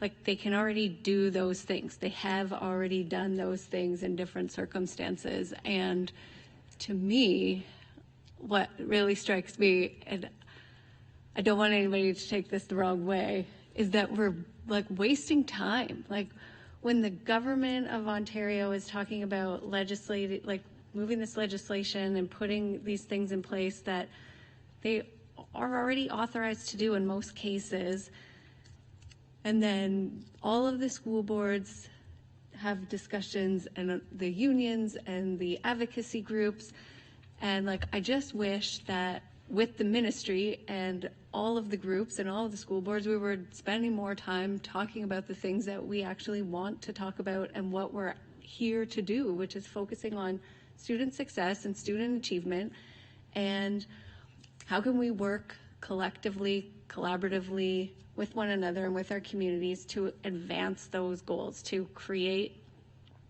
an even better education system for our students. And I would also echo Trustee Talbot's comments from the beginning that, and Trustee Lloyd alluded to them as well. We have an excellent board here. We have very capable staff at the board office. We have passionate educators and support staff in all of our schools. And I think we're doing tremendous work. I don't feel as alarmed about Bill 33 because I look at it and I'm like, well, we already do all this stuff. Like, we don't have a problem here. And not saying that I don't share some of the other concerns that have been raised, but I'm just glad, and I want to say that I'm glad about the work that we're doing here, and I hope that we remain focused on that work and that we continue to bring forward what is important to us, to meet our strategic priorities and to focus on student achievement and success and bring forward those voices from our communities, from our students in particular. All right, thank you for that. Trustee Foley. Thank you, Chair. I had a few things to say, but everybody said mostly what I wanted to get out there. We are the link. We are that link between the community and the board. We're quite often the first step that people go to in a lot of cases. When they're exasperated or they feel they just can't move forward, they'll come to us, and we'll try and connect them with the appropriate place or person or thing to do or go see. So I'm not going to go into all that because everybody's already said it. I'm not going to duplicate all things, but I will say that we really do need to take a stand, not just through the board and stand behind the shadow of the board, but individually. One of the things that I've done is I've reached out to my counselors and asked them to go to their councils and ask them to support us publicly. And I think it's important because we work with our councils, we work with our communities, we work in concert with them. And reach out to your councillors, reach out to your mayors, have a chat, send them an email. I've been in discussions with the education critics. We've been discussing stuff back and forth for the last couple of weeks. Local newspapers, talk to them. You don't have to talk about the board, but talk about what you do as a trustee. Use all the mechanisms that are available. Let people know what we do and how important it is. A lot of people have no idea what we do. They say, that guy's a trustee. Well, there's a whole bunch of stuff behind just being a trustee. And consequently, we need to let people know. It's just that we're not as visible as a lot of other politicians, but we quite often do a lot more than a lot of other politicians because we're hands-on. When I'm in Collingwood talking to somebody about a playground that's flooded, they can talk to me, and that's no problem. I'm going to find the person for them to talk to. But nobody at Queen's Park gives a rat's ass about that playground. So, it comes right down to local connections. And that's what we have to consistently push, that we are the connection to the community. We're the voice of the community, and without us, there will be chaos in education. I've seen it in other provinces that have gotten rid of their trustees. And they have councils of parents, but it's almost like an afterthought. And nothing really gets accomplished unless the government wants to get it accomplished. Quebec, prime example. So anyways, reach out to your own councils, reach out to your mayors, talk to your local papers, do some podcasts. Get out from behind the shadow of the board and strike out. Take a blow for justice. There we go. Thank you. Trustee Lloyd? I missed to say two things that were trustees, and I can't go the night without saying them. And that was the elementary music program and the Ontario Youth Apprenticeship Program celebration. Those two things were also the direct result of trustees, and they were on the side page, and I forgot to say them, but I can't go home tonight without saying them. So. All right. Thank you very much. Trustee Armstrong, and I'll go back to you. And I just want to make a comment that, I'm typically pragmatic in regards to policies or bills or government legislation. I'm of the opinion it is the Premier's office. And I see that in the last time there was something kind of controversial in the last term of their tenure, the Greenbelt, development of the Greenbelt. And they do run by poll. They do run by public opinion, but the clock is ticking. And they had a decision made. They were going to develop the Greenbelt, and then they reversed that. However, development issues seems to be the focus of this Premier's office, and how development and builders and that community is very important to them. In regards to this Minister of Education, I think, from that office, got marching orders, took on the challenge, and went straight to the media, as opposed to, there's been memos from any Ministry of Education to the boards. This has all been communicated through the media. So I guess it's public opinion would be the only thing really to change the mind. And the charter challenge issue of public boards, not having charter protection. That is a key issue of the nonsensical announcement or discussion from the minister about separate boards and French language boards. Again, very strange. I think the last time we've had such major issues isn't back in the Fewer School Boards Act in 1998, and that took many years for boards to adjust to all those changes. As far as changes of trustees, elected officials, this integration or of changes that could come, again, totally unknown. As far as the planning, totally, there'll be no consultation. So again, I think the Premier's office is the one that's making the decisions on this, and only if public opinion at the polls changes their mind. This is, I hate to say done deal, but the minister has been very harsh. This has been one of the most aggressive Minister of Educations I can ever recall since the Fewer School Boards Act. And again, same sort of minister came in to do that work when it had to be done. It was the same sort of aggression. So interesting times. I wish there was more time for this, but obviously it's coming forward. The readings will probably finish by the end of the month, if not early November. But again, with absolutely no communication from the Ministry of Education, it's very difficult to try to get any information or heads up. So I would agree. I mean, letter writing and certainly communication with your councils but our school councils are very, like grassroots. So I think school, more so than just calling your MPP, your school council chairs, very effective to get the word out. And that to me is a key issue. So certainly getting the word out is very important at the public level. And the more phone calls they receive about this or emails, it is taken note of. So I think that is the key issue. If the public wants to turn the tide, it has to be the public. All right, thank you very much, Trustee Armstrong. Trustee Rafiq? Thank you very much, and through the chair. So many great points have been brought up, and I really, really appreciate the discussion. I just wanted to also bring up the importance of our Indigenous trustees and student trustees. That's one thing that wasn't mentioned along the way, and both our Indigenous trustee and our student trustees bring a wealth of on-the-ground experience and lived experience, and they are a vital part of our board as well. And I think that's an important part of the discussion as well. If we were to lose those voices, we would lose incredible, important feedback.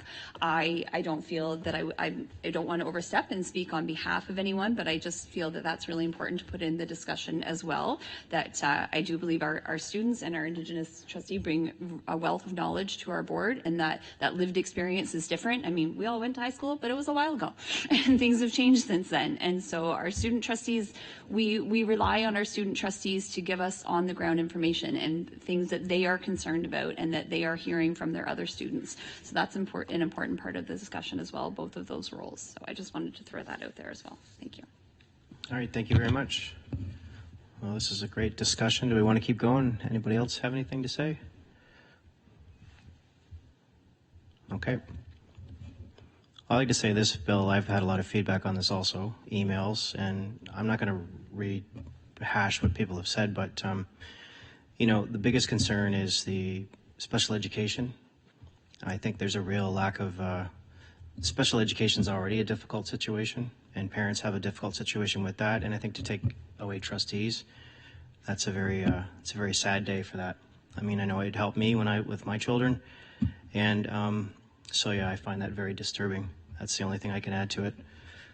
I'm not sure I want to change gears and talk about something happy. You have a happy one?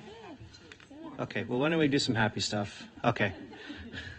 Just maybe a closeout in other matters on a happy note, just to thank all of the educators and board staff who were involved today in putting together a tremendous cross-country meet at Mount St. Louis Moonstone. I know we had over 1,000 students out participating. It was a beautiful day, and we have some really fast runners across this county. I'm impressed getting up and down those big hills.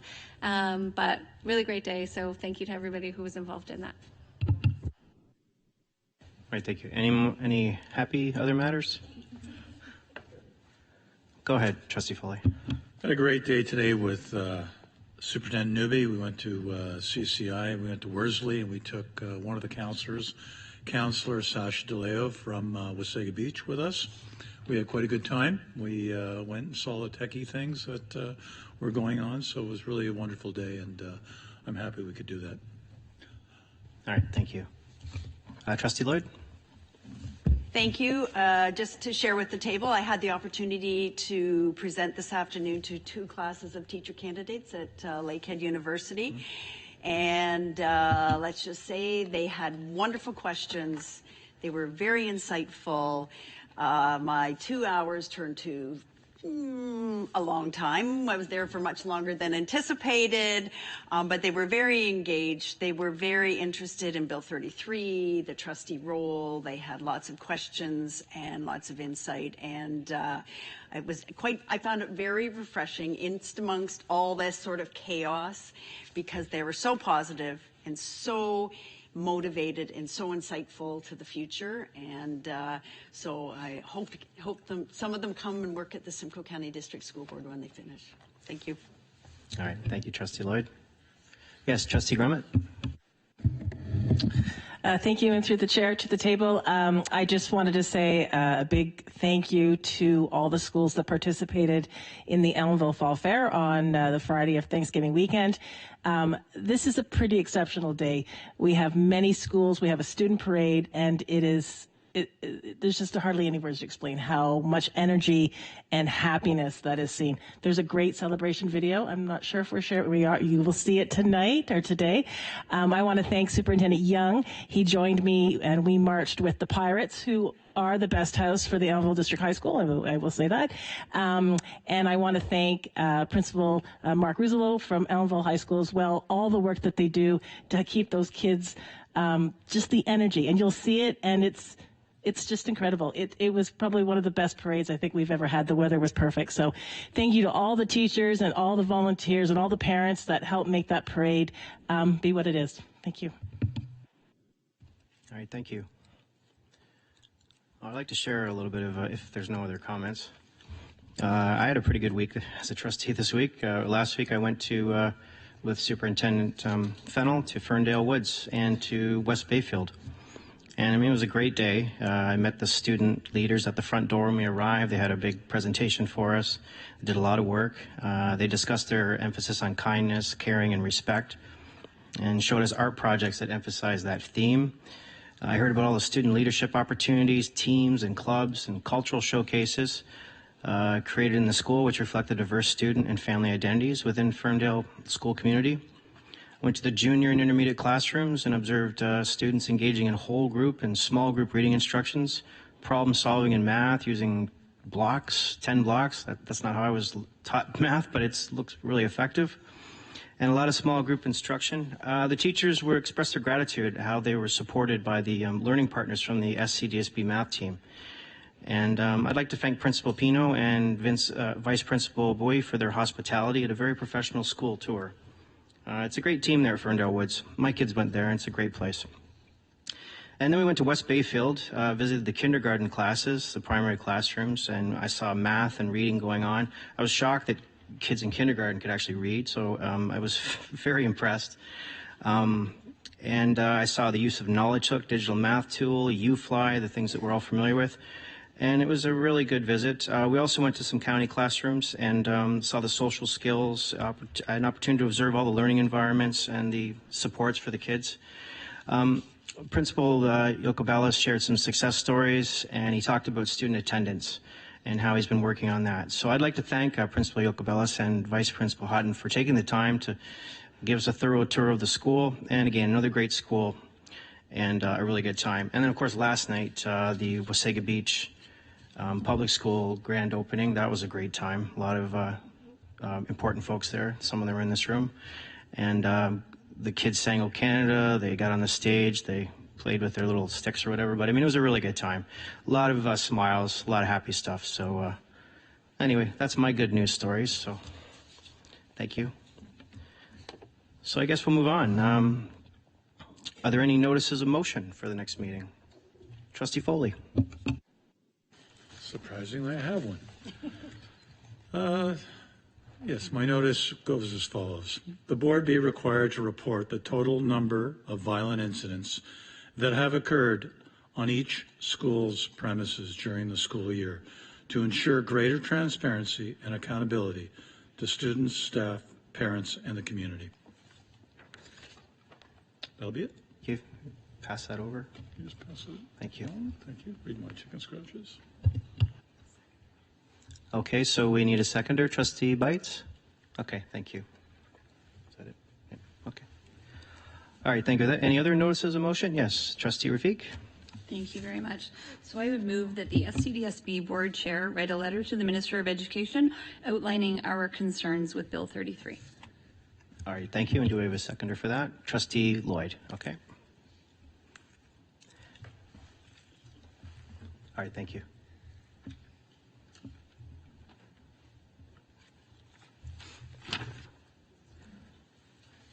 Any other notices of motion? No? Okay. So that takes us to E4, professional development seminars attendance. Are there any trustees have anything to declare about professional development or professional development to declare? Okay, I don't see anything. E5 is the reports, updates from staff, and Director Stevens has a brief update, and we'll share the Celebrates video. Thank you, and through the chair, our fall has brought many celebrations and activities to the SCDSB. Last week, we had over 1,500 primary students here at the Education Center participating in the Elementary Fun Run. We have had many fall fairs occur with student participation, which will be highlighted in the celebrations video. And last evening, as has been mentioned, we attended and celebrated the grand opening of Wasaga Beach Public School with a ceremony and time capsule.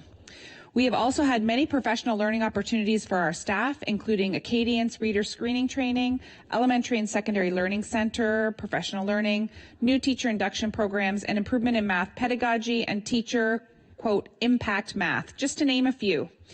We have an upcoming PA Day on Friday focusing on the Ministry of Education priorities of anti-Black racism and addressing hate and discrimination, safe and caring schools, and artificial intelligence, which will build on September's learning. Educators will continue to explore the application of the SCDSB guiding principles when using AI in the classroom settings. Please join me in celebrating some of the wonderful events that have occurred recently in the SCDSB. Join us as we celebrate stories from the system in relation to the SCDSB strategic priorities. Fundraising, families, and fall fairs. This month, our 3 videos highlight the value of community and the important role our schools play.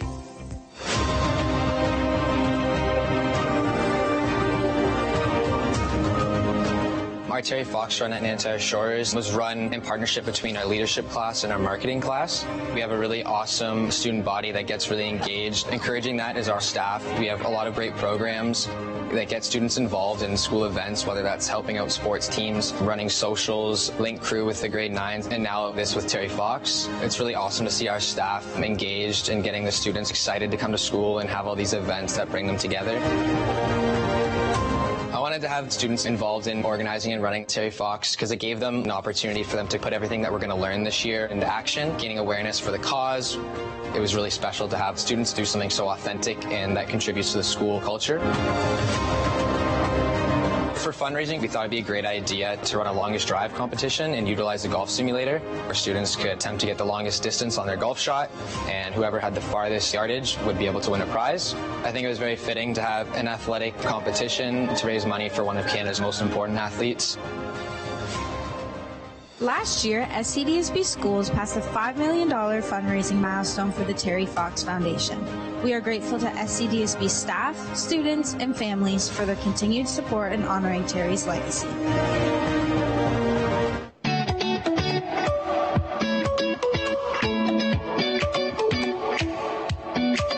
Tonight tonight is our Meet the Families night, where we invite our families in to come and meet their educators and have a tour of the classrooms. We also have our special education resource teachers here tonight that are doing some sessions for parents. We have a table set up with some members of our school council.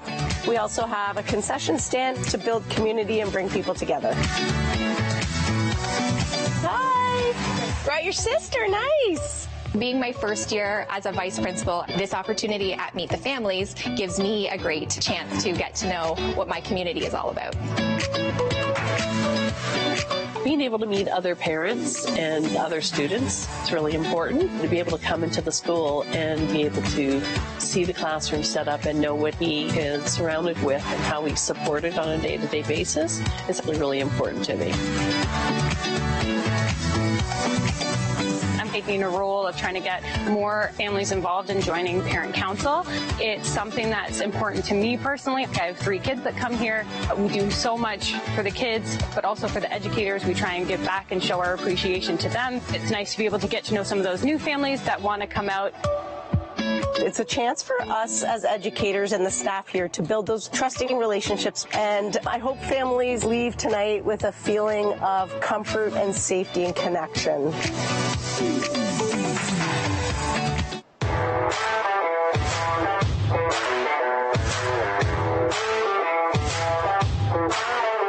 Today's parade is really what it's all about for community involvement. When you look around, you're going to see everybody's dressed up in their house colors, bringing it for what they are, because the community that we get here in Elmville is unbelievable. Every student is assigned a house, and that gives them a place to belong.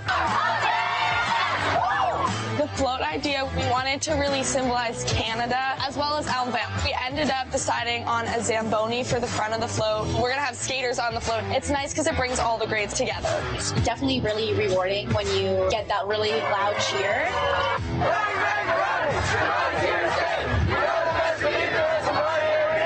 We have this guy in our house. It's Uncle, and it's Brett Handy, and he's a major for the snowbirds. That came with our basis for the idea.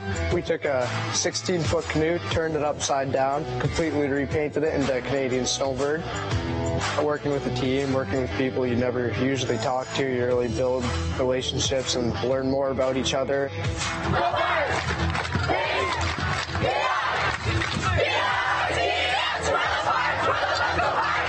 This year the theme is Made in Canada, but Pirates decided to turn it around and do We've Got It Made in Canada. Every grade in the Pirate House, we get together and we talk about everything that's going on. You get house points for that. It's really good to build connections with people and the teachers, because the teachers follow you up all throughout high school. I met people through Small House. Those are my best friends now. This year we did the Lalonde maple syrup, and we built our shack, and we did the cottage theme with the fire pit. We all worked really hard to build it. Both a day like today, the kids smile, the kids cheer, the kids march, all under that umbrella of their house. And that allows them to feel better, to feel more confident and ready to go. The Pirates sailed away with first place in cheering, and the Blizzards took everyone by storm, winning Best Float. For the latest videos and positive news, visit the Celebrates page on the SCDSB website.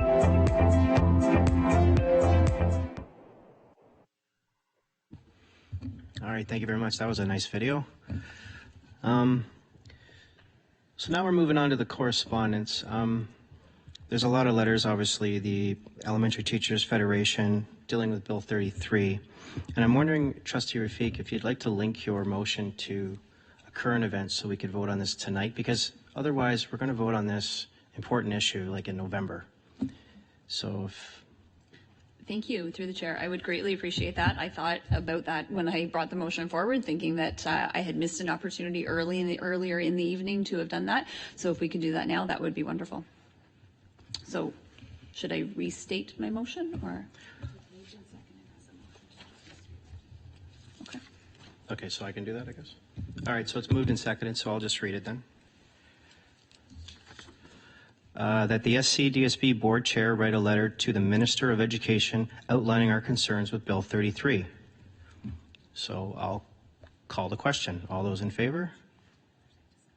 Oh, sorry, is there any discussion on this? I've had a lot, but is there any more discussion on this? Okay, so all those in favor? Anyone opposed to that? Okay, that carries. Great, thank you. Yeah, go ahead, Trustee Rafiq. Thank you very much. And through the chair, I just wanted to comment on our other correspondence. So included there was also our letters that went to the MCCSS, talking about student nutrition again, and also to the Peterborough Centre. We had lots of discussions about new schools being eliminated from student nutrition funding. And so we had before the school year ended, we had the motion, and so those letters have gone to the places that they need to go. So I greatly appreciate that work.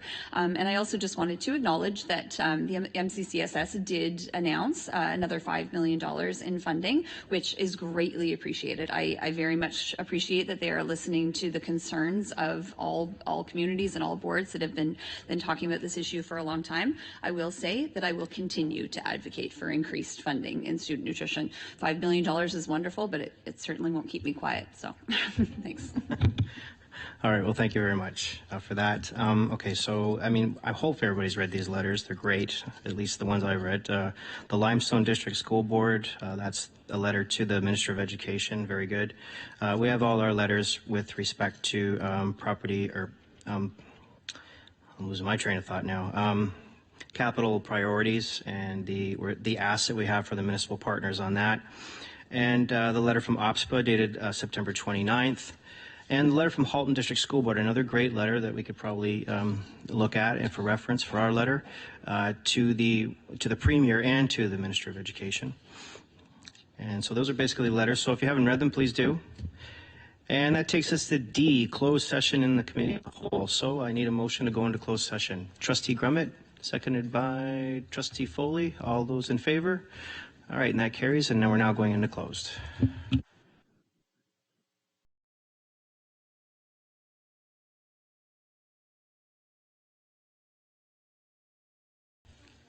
Okay, welcome back to public session. We're now at E, recommendations for action from the closed session. There is nothing to report from the closed session tonight from the board and committee of the whole. That takes us to F, future meetings of the board, standing committees, and advisory committees. Audit committee meeting is November the 3rd at 6 p.m. Equity advisory committee November the 4th at 6 p.m. Business standing committee meeting November 5 at 6 p.m. Special education advisory committee meeting November the 10th. Special board audit meeting November the 12th, 2025, 6 p.m. Program standing committee meeting, it follows that right afterwards. The organizational board meeting November 17th at 6 p.m. Accessibility advisory committee meeting November 17th, 10:30 a.m. Parent Involvement Committee meeting November 25th, 2025, 6 p.m.